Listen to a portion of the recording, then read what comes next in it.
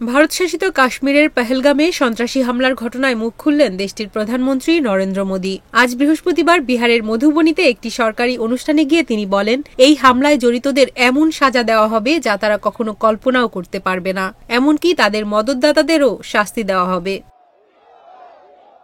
ভারতীয় সংবাদ মাধ্যম এনডিটিভি বলছে, বক্তব্যের শুরুতেই পেহেলগামে সন্ত্রাসী হামলায় নিহতদের প্রতি শ্রদ্ধা জানাতে নীরবতা পালন করেন মোদী। হাত জোর করে নীরবতা পালন করতে দেখা যায় প্রধানমন্ত্রীকে। উপস্থিত সকলকে নিজের আসনে বসেই নীরবতা পালন করতে বলেন মোদী। সেখানে তার সঙ্গে উপস্থিত ছিলেন বিহারের মুখ্যমন্ত্রী নীতিশ কুমার ও কেন্দ্রীয় মন্ত্রী চিরাগ পাসোয়ান।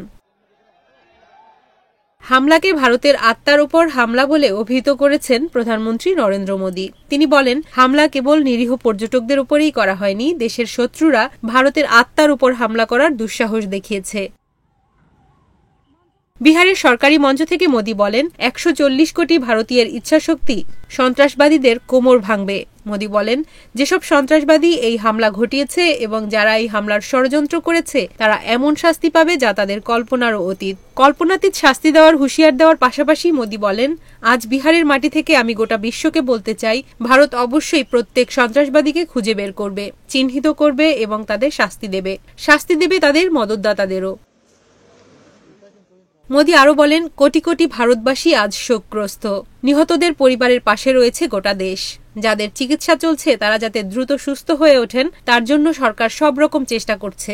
এই হামলায় কেউ পুত্রকে হারিয়েছেন, কেউ ভাইকে হারিয়েছেন, কেউ স্বামীকে হারিয়েছেন। তাদের কেউ বাংলায় কথা বলতেন, কেউ কন্নড়ে কথা বলতেন, কেউ কেউ ছিলেন মারাঠি, আবার কেউ বিহারের সন্তান। আজ তাদের মৃত্যুতে কার্গিল থেকে কন্যাকুমারী আমাদের শোক এবং রাগ মিলেমিশে এক হয়ে গেছে। কাশ্মীরের পেহেলগামে সন্ত্রাসী হামলায় ২৬ জন নিহত হয়েছে, এর মধ্যে একজন বিদেশি নাগরিকও রয়েছে। এই হামলার প্রাথমিক তদন্তে পাকিস্তানের কিছু গোষ্ঠীর সংযোগ পাওয়া গেছে বলে জানিয়েছে ভারতীয় কর্তৃপক্ষ।